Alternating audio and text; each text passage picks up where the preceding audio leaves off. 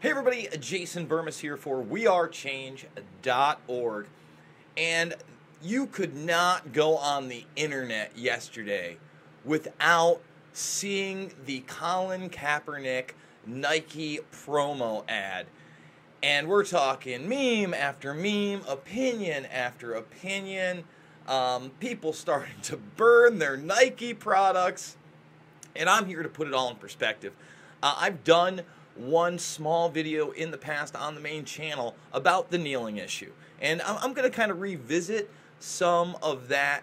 But there is a bottom line to what this is really about, or was really about. And that was marketing. But we're going to get there in a minute because I got to do a little bit of marketing myself. Guys, we only survive as an independent news organization because of you. We got these great t-shirts. It helps support us. It helps us grow. And quite frankly, it helps us bring you reports that you're not going to hear anywhere else. So let's get started. Now, here's military.com. This was posted today. The kneeling debate continues. And it's been, what, 2 seasons now since Colin Kaepernick has really played, at least a season and a half. I got to tell you, don't follow football. And here was my big problem with this. First of all, I want to say that we do have free speech in this country. And I feel like, you know, just like in the Olympics when men were raising their hands in defiance because there was oppression, there was a lot of civil liberties that were just not available to men of color, okay? So, to me, that in a moment of history, that's a big moment. I can't equate this man's moment in history with anywhere near that. Why?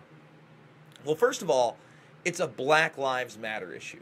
And yeah, I really do think that Black Lives Matter. But on the other hand, I think all lives matter. Everybody. And I know that people try to equate that with some kind of a racism, but I think we're going to go beyond that today and disprove it. And by the way, it is true that players didn't even have to be on the field until 2009 when the anthem was being played. So this controversy would still be less than a decade old. The only other time there was a small controversy was when James Shockey, I think it was in 2014, was playing the Texans, and some of them didn't cross their arms, and it made the media. But this has turned into a national debate. A national debate, and now Nike has stepped in. Now, number one, the memes are everywhere, okay? And right away, the pro-military guys brought up Pat Tillman. And Pat Tillman, of course, the NFL player, had a contract, all-pro guy, decides that he's going to go serve in Iraq because he so severely believes in the war on terror. And then, of course, he's killed by fratricide, and many people believe that fratricide was not accidental. And that means he was killed by his own troops, by the way. Took a long time for that to come out. Massive cover-ups, big investigations, his family pushing for the truth. A real sad situation. And unfortunately, this guy believed what he was told. And I'm sorry, folks. We are 6 days away from the anniversary of 9/11. Okay? 6 days away from the lie that has caused us to be entrapped as a nation, as a society, as human beings in the Middle East unjustly, not only occupying them, not only murdering them, and unfortunately in places like Abu Ghraib, proven to have raped children. Okay? Guantanamo Bay, no real due process. Syria building up ISIS with al-Baghdadi and others in McCain meetings. These are all facts. And this is the progression. This isn't even 9/11. And again, you know, bin Laden, what was his role? Have they ever proven any role? People like Seymour Hersh say, you know what, the book hasn't been written yet. I wish he would go harder. I wish he would say more. So to me, if it's a valid issue, if it was, say, a police brutality issue, well, I could see it. Because, you know, I look at something like this. And by the way, the Eric Garner issue, the man who was selling loose cigarettes on the streets of New York City who was choked, I can't breathe. I can't breathe. Him, losing his life was a tragic, tragic event, but it had nothing to do with race, and his family confirmed that. His wife wouldn't be race-baited. His daughter, who was an activist and I believe passed on 6 months to a year ago unexpectedly, refused to be race-baited and said, no, this is a police brutality issue. And, is this the right one? No, where are we? This is what I wanted to show right here. Look at this. I'm not going to show a lot of it, but obviously there's 3 police officers here. This guy gets tased, I believe the count is 10 times. 10 times, and he dies. There are 3 cops here. Once or twice, and then some restraint. You couldn't do that? And unfortunately, this is a black man tasing a black man. It has nothing to do with race. It makes me sad. This guy was topless. I don't think he had any shoes on. He had no weapons whatsoever. What was the big deal? Why did it take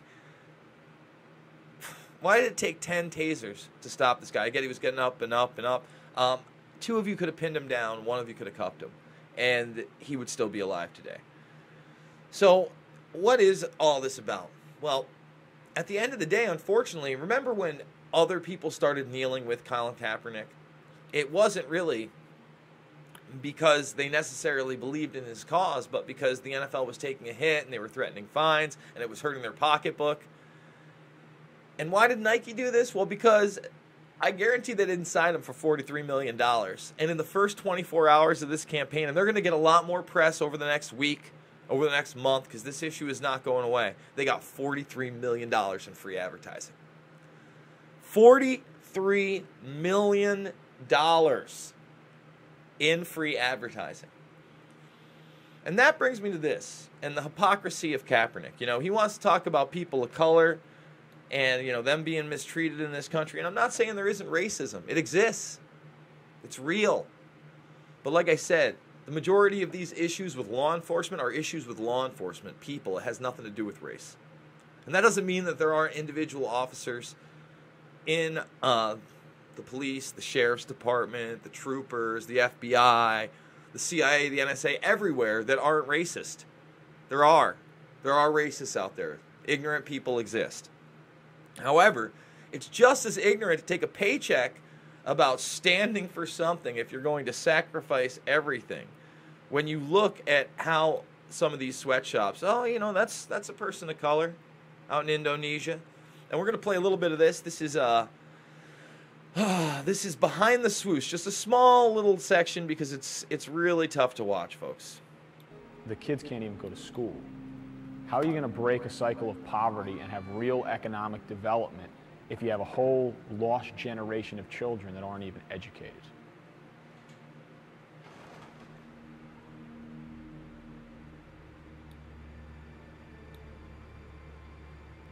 I'm walking down this dirt path into this village, and I see this massive pile of scrap shoe rubber that I later learned came from one of Nike's factories, and piles like that get dumped there all the time, and the end result of these piles is that they get burned in that village in the big open space where kids play, and the burning fumes, I learned from the company that designs Nike shoe rubber, will give off toxins and carcinogens.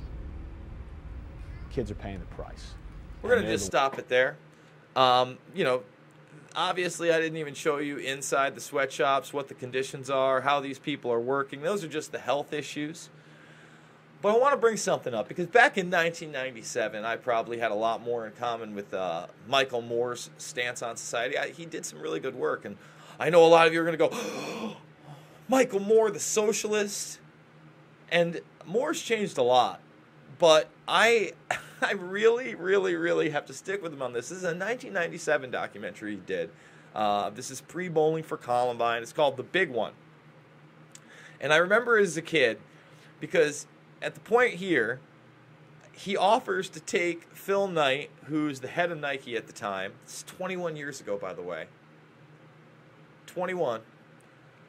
To take him to Indonesia because he's never seen the working conditions of these people. And I get arguments from libertarians and conservatives. Well, they live in this nation. Where else would they work if Nike wasn't there? They're working 70, 80 hours a week, 20, 30 cents an hour. There's no hope. There's poison around their children. There's poison around them. But, let's go take a look at it. And Michael Moore kills it in this one because it gets even better at one point. We're going to get there, too. To make a little less money if it meant providing some jobs here in this country. No, but I mean, now just think about this. No, I've thought about it a lot, and I give you the answer. That basically what drives me is not money. Oh, we're at the end. Oh, no, not a... 2 tickets, one in my name and one in your name, for you and I to go to Indonesia together. All right, and you show me those factories. You explain this to me, right? I'll show you what's going on Sunday. Oh, no, not a chance. Huh? Not a chance. No? No, but... They're transferable. I can change it to another day. No, I'll tell you. Seriously, look at this. Michael Moore, I got it right here in your name here. And... No, Phil Knight, look at this. You and me on Singapore Airlines. No, I'm not It's a good airline. Yeah, it's a great airline. Here, sit back down. We got to negotiate this deal. All right. Now, have you been there? I've never been to Indonesia. You've never... Oh, you've got to go. No, I can't go right now. So again, Michael Moore taking Phil Knight to task, saying, hey, let's go look at these things together. I got 2 tickets. Have you ever been there? This was good stuff. It was better when he challenged him to a race over here. And this is what I really remember. But he did present me with the only American-made pair of Nike shoes, built just for me. I'll tell you what. How about this? Why don't you and I have a race? No, we're not going to have a race. That was suggested already. No, now how about this? We'll do a 100-yard dash, you and me, right? And if you win, I'll always wear these Nikes wherever I go, on every TV show, whatever. If I win, you have to build the shoe factory in Flint, Michigan. No, there's no race. How about arm wrestle? Come on. I'm not going to arm wrestle. You would win that one. If we are, no, I'm not going to arm wrestle. Don't assume that. No, I'm not going to.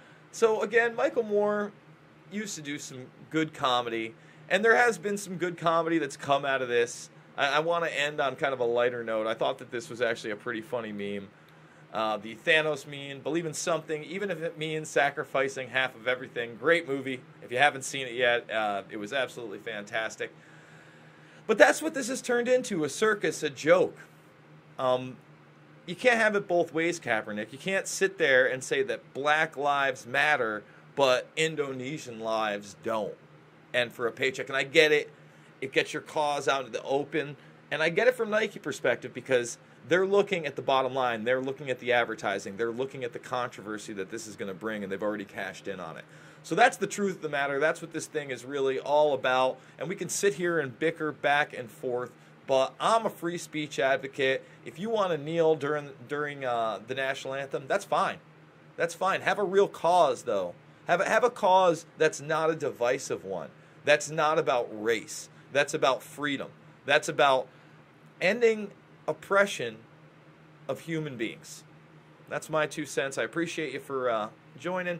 Please hit that notification button. Hit the subscribe button. Share this on social media. Hit the notification button over on the regular page too, because we need your support now more than ever, especially with the algorithm working against independent voices. Once again, thank you guys, and we will see you soon.